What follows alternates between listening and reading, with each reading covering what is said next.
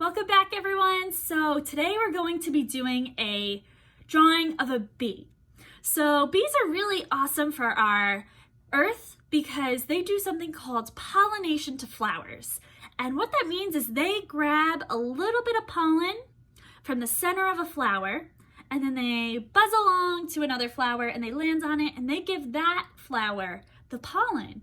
And together, by grabbing pollen from one flower to the other, it will create more flowers in the end, which makes our planet more beautiful and colorful. And I thought this was a great project to incorporate bees this week because it is Earth Week. But we're not going to be just drawing a bee today. We're going to be adding typography to it. And typography is words that are done in different fonts, or type styles. This could be bubble letters, scripts, swirly letters, plain simple letters. All these things you can play with different typography and fonts for your word. And when we do a B on top of it, we're going to be writing in our typography kind underneath it. So that in your head, you're like, bee kinds. And when you combine them together, it'll mean bee kinds. I understand that B, how we spell B, is different than how we would write out be kind. If we were to write out be kind, it would be B-E space K-I-N-D. Be kind in a sentence.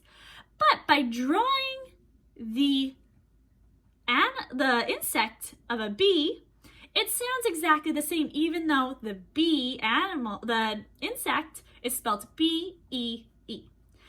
This is called a play on words, or a homophone, where the word means a totally different thing but sounds exactly the same. So we're using that to make a really fun artwork that means be kind, but we're using the insect instead to represent our word bee. This is super fun. We're doing this for Earth Week, and I hope you have a lot of fun with it. We'll learn how to draw a bee today. We'll learn a little bit about different typography and type styles, and we will create a beautiful drawing. What you'll need today is a piece of paper, a pencil, an eraser. You will also need some sort of black drawing tool, which could be a Sharpie, a regular black marker, a black crayon, a black colored pencil. Any black drawing tool will work. And coloring supplies. This could be paints, this could be markers, crayons, oil pastels, whatever you have available at home. So get those supplies, come on back, and we'll get started drawing our bee. All right, everyone, so we're doing our Be Kind project today. On the Google Classroom is the How to Draw worksheet, although you could just follow along with me if you wish. And we're gonna start to draw our bee. All right, so the first thing that we're going to do is hold our paper vertically so we have enough room. And we're gonna make sure that we leave a little space on the bottom. So what I like to do is take my pencil and just draw a light line so I know not to draw past that very light line. All right, because I wanna make sure I have enough room for my words. The next thing that I'm going to do is I'm going to draw a circle for the middle segment of our bee. We do not want to make it too high though, because we still have to add a head. So come a little lower and draw in a circle. All right, so I have my circle. It's a medium size, not too big, not too small. Okay, so now we're going to draw the bottom part of the bee. And this is really simple. All we're going to do is do 2 curved lines on both sides, and it comes to a point at the bottom. And that's the bottom of our bee. Now we're going to draw the head. The head is a curved line at the top. And add the eyes in, which is just 2 circles, 1 on each side. And we're already up to step 3. Now bees have wings, so we're going to draw the wings, and all we're going to do is from where the head meets the middle segment, we're going to draw a curved line all the way to the edge on both sides. All right, we're done with step 4. We're going to move on to step 5, and we're going to bring that wing on back in. All right, so we have one wing, but bees have a double layer. So we're going to do a curved line that comes around. So what I did for this is I left a little space to start my line, and then I added that curve and brought it all the way to the body. All right, it's already starting to look like a bee to me. And the next thing that we're going to do is going to make it look really like a bee. And that is adding legs and its antennas. So bees have these little antennas, so we're going to make a little straight line straight up with a zigzag line coming off the side. And we're going to do 2 of those right off the top of the head. So I have 2 antennas. We're going to do the front legs next, which is a line, straight line, and then it curves up. Straight line, curves up. All right, and the same for the bottom legs. They have 2 though in the back. So you're doing that straight diagonal line and then coming down. Straight diagonal line and coming down. All right, so I already have my legs. It's already starting to look like an insect to me. I don't know about you. But bees are very unique in the fact that they have a pattern to them. And they have stripes on them. So we're going to start to add stripes to our bee. How many stripes is up to you? I did 1, 2, 3. I'm going to do 4 on the bottom part. And maybe 2 on its middle section. All right, so we have our bee drawn. That's it. Sometimes bees have actual texture in their wings. If you want to add that, go ahead. All it is a bunch of wavy lines connected that look like veins. So if you want to add those, you're more than welcome to. If you want to keep them plain, I'll leave that up to you. So I'm going to do mine and add mine in. And they all connect. I'm just making a bunch of wavy lines that connect if you want to do this. All right, I have my bee. I think he looks really good. And now we're going to move into our typography. The word kind. So otherwise this would just be a bee drawing, but we wanted to say be kind because we're playing with our words and mixing words and drawings together.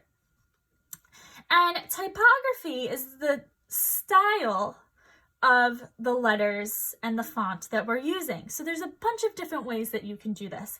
I have a couple here that you can use for styles, or you can make up your own. If you're on a computer, you can look at different type styles and try and copy that type style.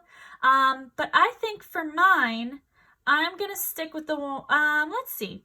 I'm gonna show you how to do bubble letters. And what you're going to do is I like to lightly draw out my letters.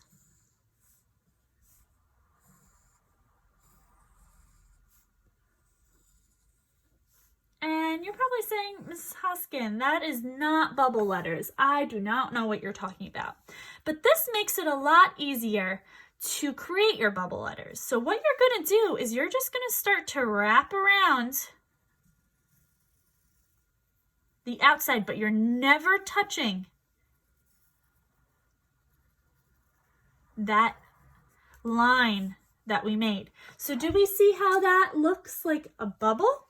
And what we would do is then just erase our lightly drawn out K inside, and I have a nice bubble K. And now same for this one. So when you do this, make sure you have enough space between your letters, otherwise this won't work very well and all your letters will touch.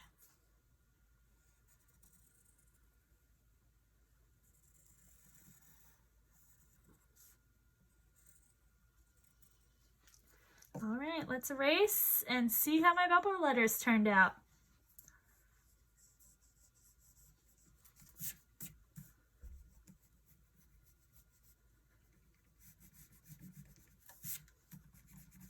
All right, so for this typography, I used bubbles.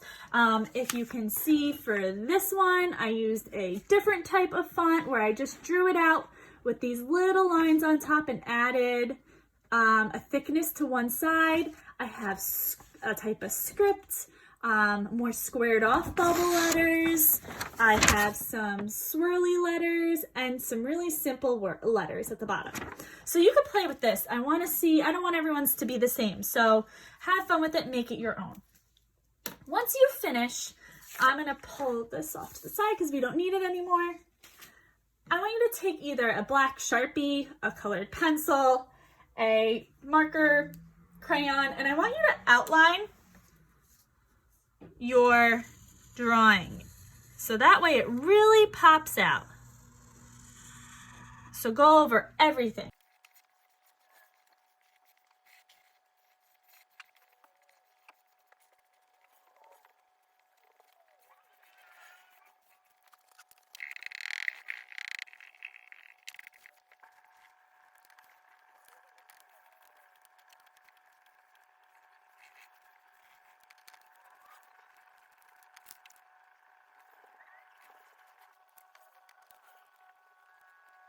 All right, and here it is. I think it came out super fun. I put flowers and leaves in the background since bees like to go to the flowers and grab the pollen so they can make honey and pollinate other flowers. And also I added texture and patterns to my typography, my kind word, and added some shadows. You can have fun with this. You can decorate it however you want, do whatever background you wish. Like I said, it doesn't have to be like this. You could draw a whole picture in the background where the bee lives, maybe just a pattern in the background. It's really up to you. Have fun with it. I went with the traditional yellow and black bee, but if that's not what you see in your head, color it and decorate it any way you wish. All right, I'm super excited to see what you create. And remember, be kind to each other and also the earth.